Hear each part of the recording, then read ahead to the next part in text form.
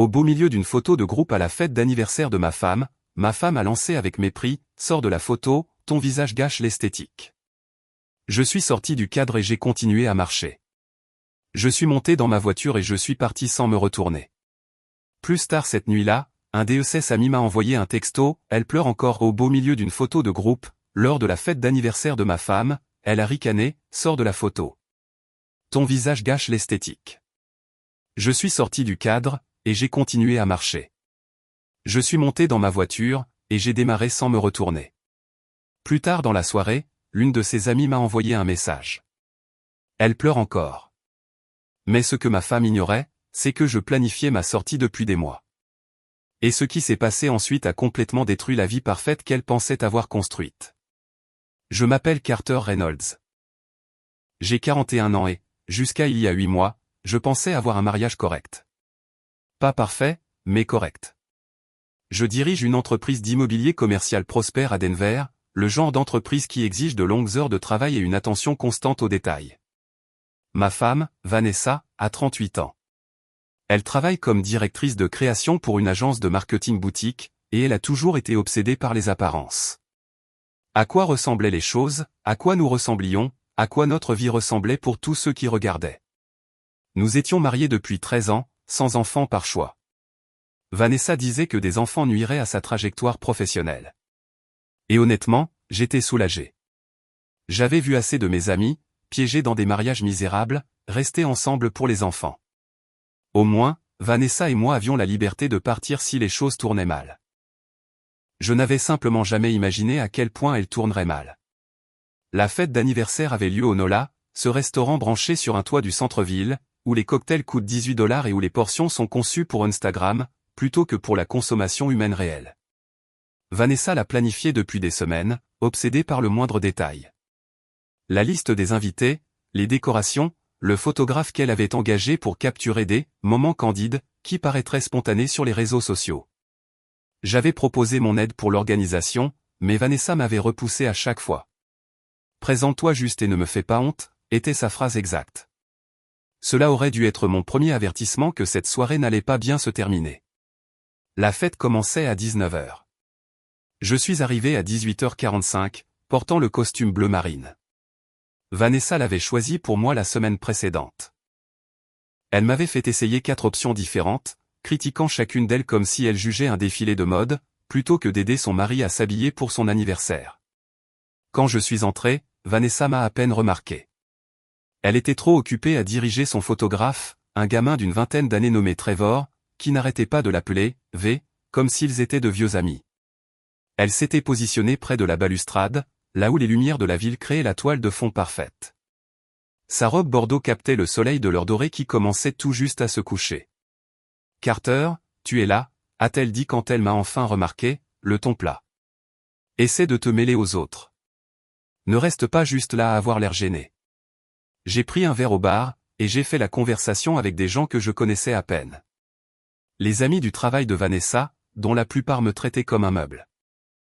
Un meuble coûteux qui s'accordait avec le décor, mais qui ne servait à rien de concret.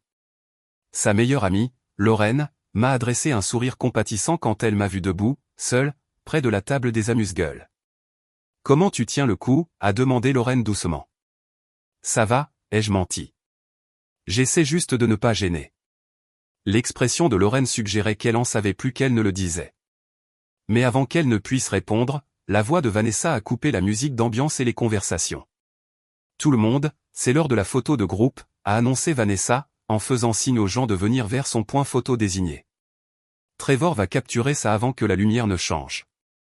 Je me suis dirigé naturellement vers le groupe, me positionnant sur le bord, là où je me tenais habituellement lors de ces événements. Vanessa avait une esthétique spécifique qu'elle maintenait sur les réseaux sociaux. Propre, polie, ambitieuse. J'avais appris au fil des ans que mon rôle dans sa narration visuelle était minime, présent, mais pas proéminent. Mais apparemment, ce soir-là, même une présence minime était de trop. « Carter, qu'est-ce que tu fais ?» a demandé Vanessa, la voix perçante d'irritation. Je l'ai regardé, confus. « Je me mets sur la photo ?» ?»« Sors de la photo », a-t-elle dit, sans même essayer de baisser la voix. « Ton visage gâche l'esthétique. » Les mots m'ont frappé comme un coup physique. Autour de nous, les conversations se sont tues. Des gens qui riaient quelques secondes auparavant sont devenus silencieux. Même Trevor a baissé son appareil photo, visiblement mal à l'aise face à ce dont il était témoin. Je suis resté là peut-être 3 secondes, à assimiler ce qu'elle venait de dire. Puis, quelque chose en moi a fait un déclic. Pas de la colère, pas de la blessure, juste de la clarté. Une clarté pure et cristalline sur ce que mon mariage était devenu exactement. Je suis sorti du cadre, et j'ai continué à marcher, passant devant le groupe de personnes qui chuchotaient maintenant et échangeaient des regards gênés. Je suis passé devant le bar où j'avais laissé mon verre, devant Lorraine qui a tendu la main vers moi mais n'a rien dit. Tout droit vers l'ascenseur. Mon téléphone a commencé à vibrer avant même que j'atteigne ma voiture. Texto après texto, appel après appel. J'ai tout ignoré. J'ai démarré le moteur, je suis sorti du parking, et j'ai conduit. Pas vers la maison. Je n'ai pas pu retourner dans la maison que j'avais partagée avec Vanessa pendant 13 ans. Pas ce soir. Au lieu de cela, j'ai conduit jusqu'à mon bureau, je suis entré avec ma carte magnétique, et je me suis assis dans le noir, fixant l'horizon de Denver à travers mes fenêtres du sol au plafond. Vers minuit, mon téléphone a vibré avec un texto de Lorraine. Elle pleure encore. Elle dit qu'elle ne le pensait pas de la façon dont ça a sonné. Tu devrais l'appeler. J'ai fixé ce message pendant un long moment. Puis, j'ai bloqué le numéro de Vanessa et je me suis remis à regarder les lumières de la ville. Ce que Lorraine, Vanessa et tous les gens à cette fête ne savaient pas, c'est que je planifiais ma sortie depuis 8 mois. Depuis que j'avais découvert que l'obsession de ma femme pour la perfection esthétique s'étendait bien au-delà des filtres Instagram et de l'organisation de fêtes d'anniversaire. Avant de continuer avec ce que j'ai découvert sur Vanessa, je veux vous demander de faire quelque chose. Si cette histoire résonne en vous, si vous vous êtes déjà senti invisible dans votre propre relation, cliquez sur le bouton s'abonner ci-dessous. Laissez un commentaire pour me raconter un moment où vous avez réalisé que vous méritiez mieux. Et éclatez ce bouton j'aime, parce que cette histoire est sur le point de devenir beaucoup plus intéressante. Croyez-moi, vous voudrez rester pour ce qui va suivre. 8 mois avant la fête d'anniversaire, j'étais rentré tôt d'un voyage d'affaires. Ma réunion à Phoenix avait été annulée à la dernière minute. Donc, au lieu de passer la nuit là-bas, j'avais pris un vol plus tôt et j'étais de retour à Denver vers 20 h, un jeudi. La maison était sombre quand je me suis garé dans l'allée, ce qui était étrange car la voiture de Vanessa était là. Je suis entré doucement, pensant qu'elle était peut-être allée se coucher tôt avec une migraine, chose qu'elle faisait occasionnellement quand le stress du travail devenait intense. Mais Vanessa n'était pas au lit. Elle était dans mon bureau à la maison, assise à mon bureau, en train de fouiller dans mes fichiers informatiques. « Qu'est-ce que tu fais ?» ai-je demandé depuis l'embrasure de la porte. Elle a sursauté, littéralement sursauté, sa main volant vers sa poitrine. « Bon sang, Carter, tu m'as fait peur. Tu es sur mon ordinateur. » J'avais besoin de vérifier quelque chose pour le travail. Mon ordinateur portable est déchargé, et je ne trouvais pas mon chargeur. Elle fermait déjà des fenêtres, bougeant trop vite, son explication trop répétée. Je suis entré plus loin dans la pièce. « Qu'est-ce que tu cherchais ?»« Juste un fichier pour une présentation client. » Elle s'est levée en lissant sa robe. « Quand es-tu rentré ?»« Il y a environ 2 minutes. » Je me suis assis à mon bureau et j'ai ouvert mes fichiers récents. Elle avait regardé mes relevés bancaires, plus précisément mes relevés bancaires personnels que je gardais séparés de notre compte joint. « Vanessa, pourquoi regardais-tu mes relevés bancaires ?» Son expression est passée de nerveuse à défensive. « Parce que tu me caches de l'argent. » Je l'ai fixé. J'ai un compte personnel. J'ai toujours eu un compte personnel. Tu en as un aussi. Ce n'est pas cacher de l'argent. C'est maintenir une indépendance financière comme nous l'avions convenu quand nous nous sommes mariés. Tu as presque 400 000 $ dans ce compte, Carter. 400 000. Et tu ne m'as jamais rien dit ? Les pièces du puzzle ont commencé à s'assembler. C'est de ça qu'il s'agit ? Tu veux accéder à mes économies personnelles.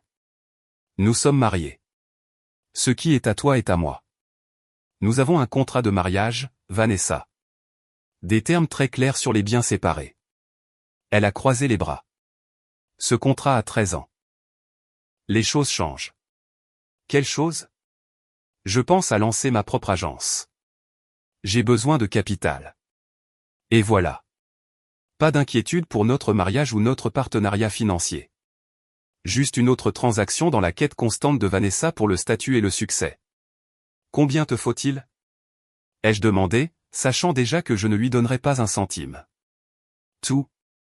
Il me faut tout ça pour me lancer correctement, pour rivaliser avec les grandes agences. J'ai ri. J'ai vraiment ri.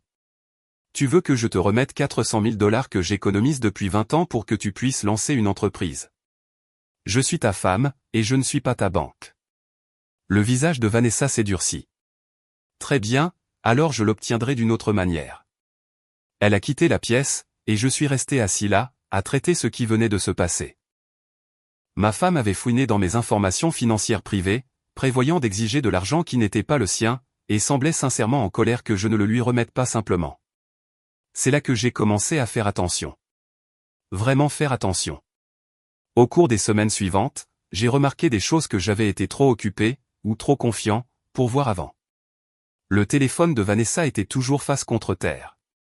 Elle avait commencé à tout protéger par mot de passe, même son ordinateur portable qu'elle avait l'habitude de laisser ouvert sur le comptoir de la cuisine.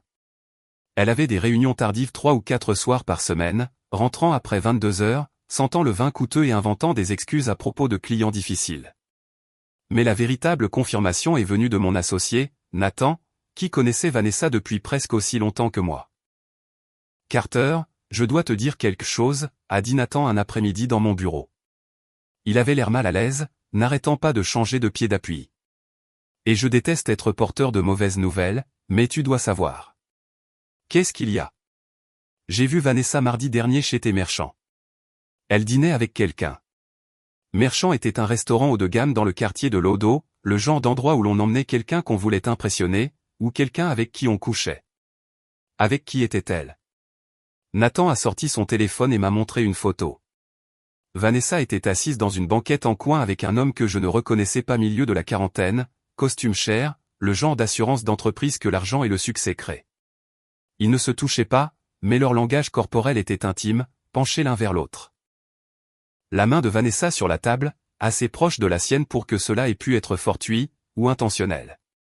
C'est qui? Blake Morrison, PDG de Morrison Digital.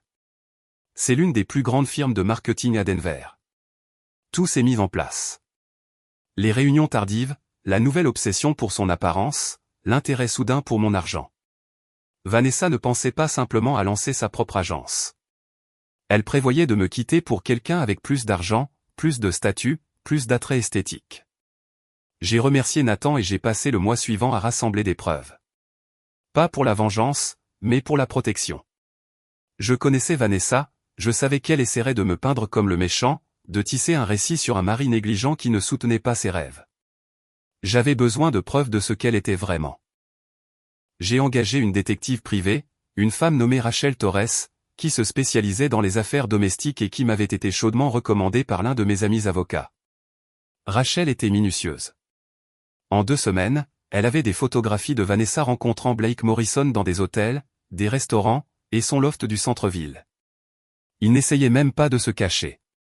Il supposait juste que j'étais trop stupide, ou trop occupé, pour le remarquer. Le rapport de l'enquêtrice a confirmé ce que je soupçonnais déjà. Vanessa voyait Blake depuis près de 6 mois.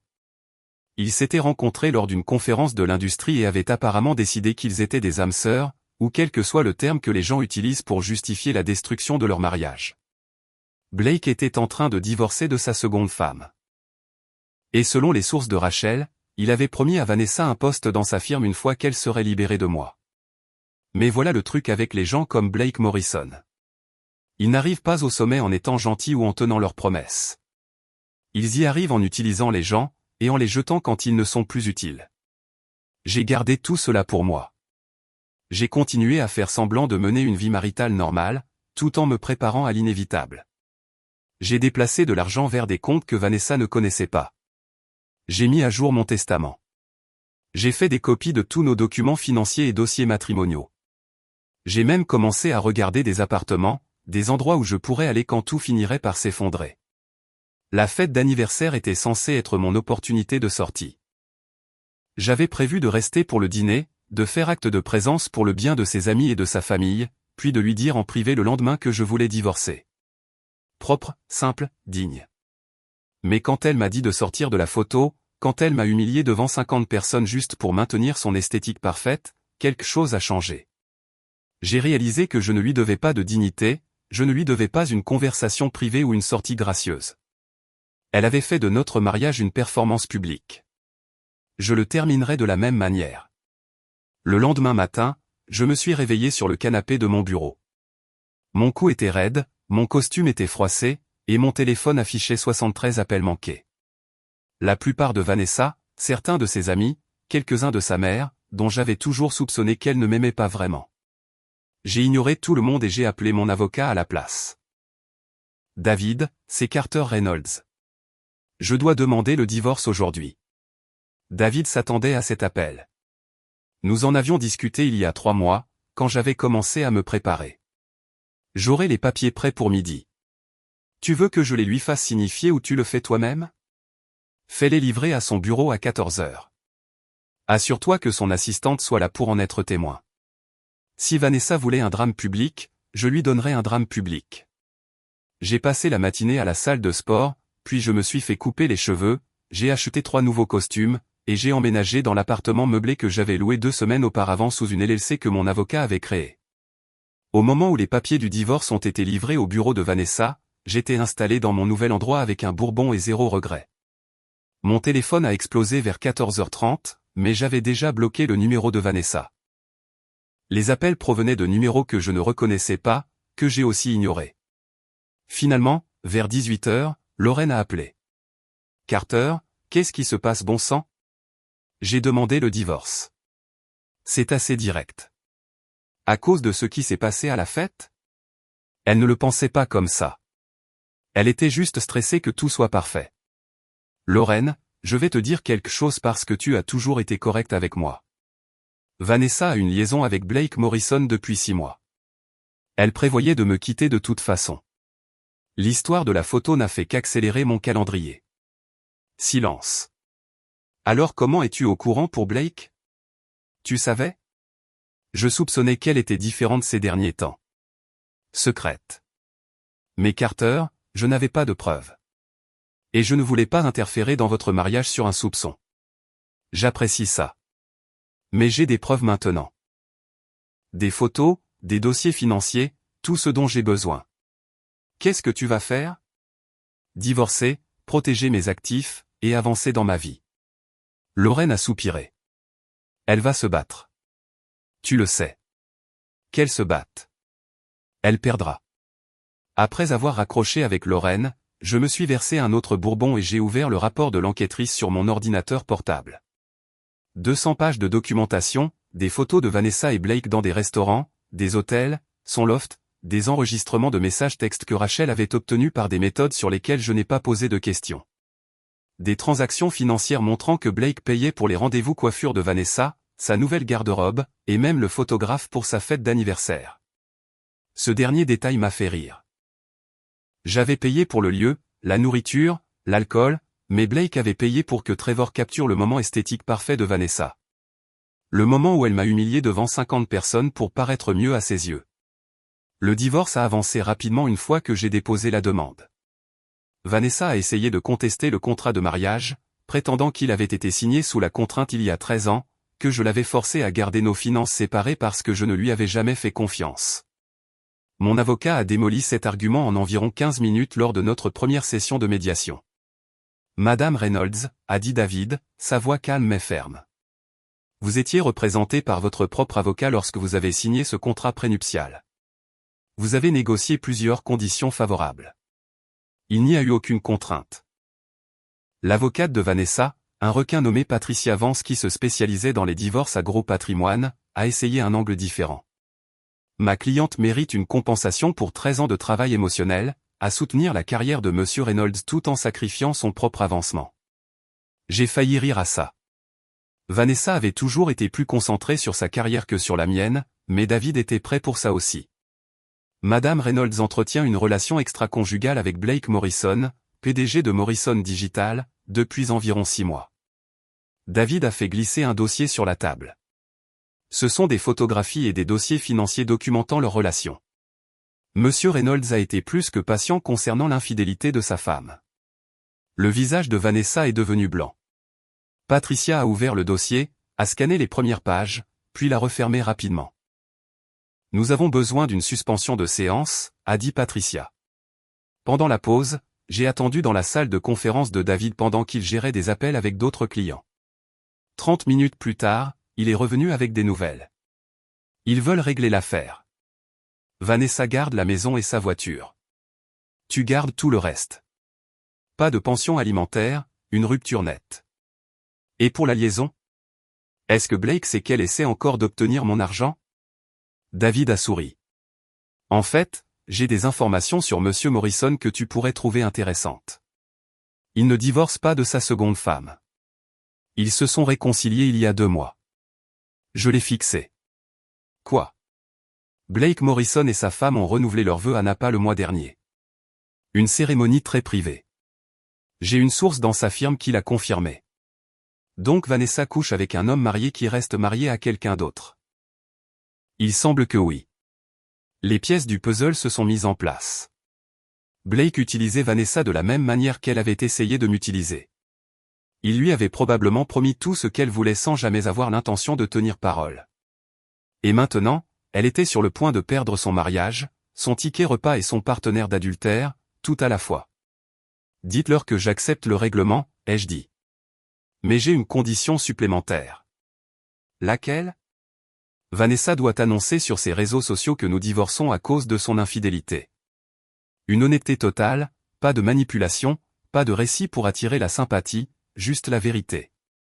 David a haussé un sourcil. C'est inhabituel. Tout comme se faire dire de sortir du cadre parce que ton visage gâche l'esthétique. Il a passé l'appel. L'avocate de Vanessa a résisté, mais David a été ferme. Soit Vanessa acceptait toutes les conditions, soit nous allions au tribunal où des détails encore plus embarrassants deviendraient publics. Elle a accepté.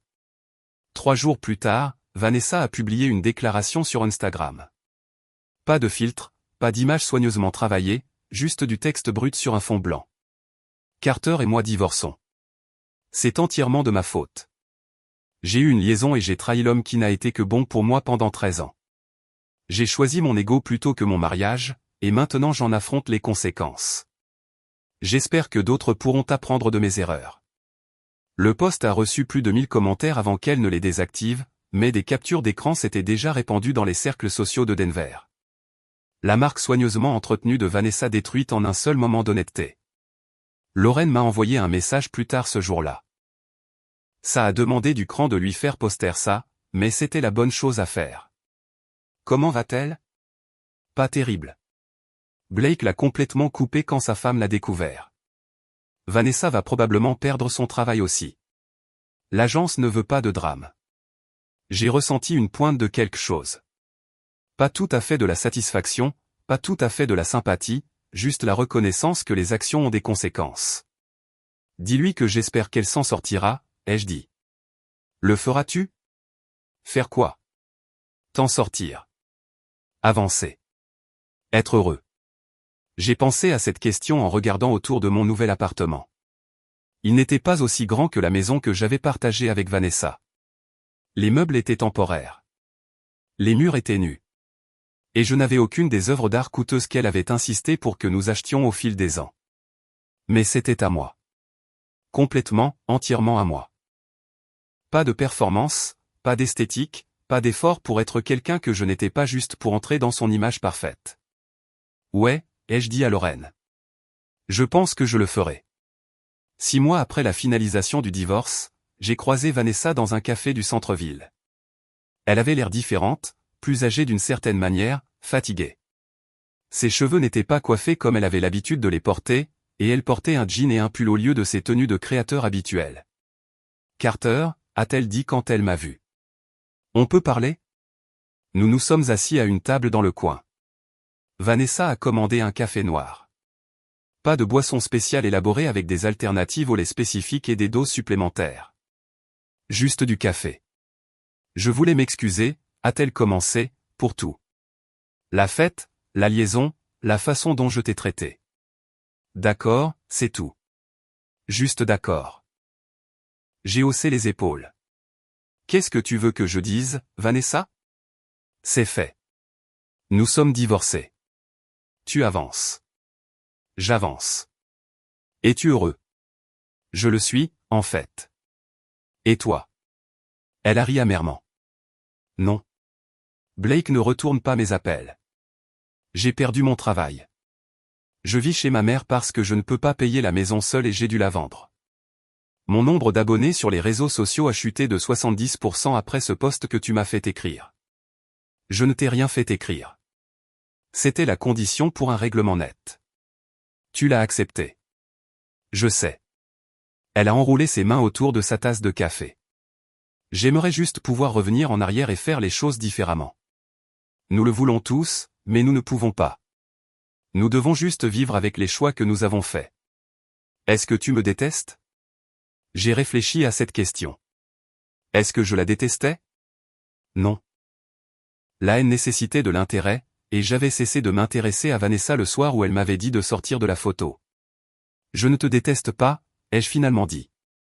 Je ne ressens simplement plus rien pour toi. Tu voulais que je sois invisible. Maintenant, je le suis. Du moins, pour toi. Les yeux de Vanessa se sont remplis de larmes, mais je ne l'ai pas réconfortée. Ce n'était plus mon travail.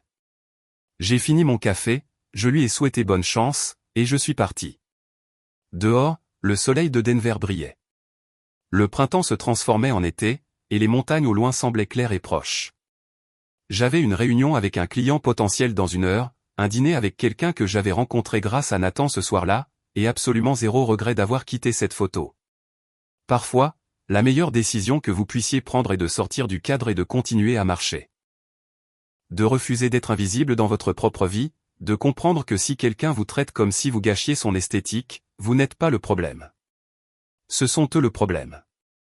Je m'appelle Carter Reynolds et j'ai appris que ma valeur n'est pas déterminée par mon apparence sur la photo de quelqu'un d'autre. Elle est déterminée par ce que je ressens quand je me tiens debout par moi-même. Et en ce moment, je me sens sacrément bien. Si cette histoire a résonné en vous, si l'on vous a déjà fait vous sentir invisible ou inadéquat par quelqu'un qui était censé vous aimer, je veux que vous sachiez quelque chose. Vous méritez mieux. Vous méritez quelqu'un qui vous veut sur chaque photo, qui ne vous fait jamais remettre en question votre valeur, qui vous voit comme essentiel plutôt que comme optionnel. Merci d'avoir regardé. N'oubliez pas de vous abonner pour plus d'histoires sur des gens qui ont trouvé le courage de s'éloigner de situations qui ne leur servaient plus.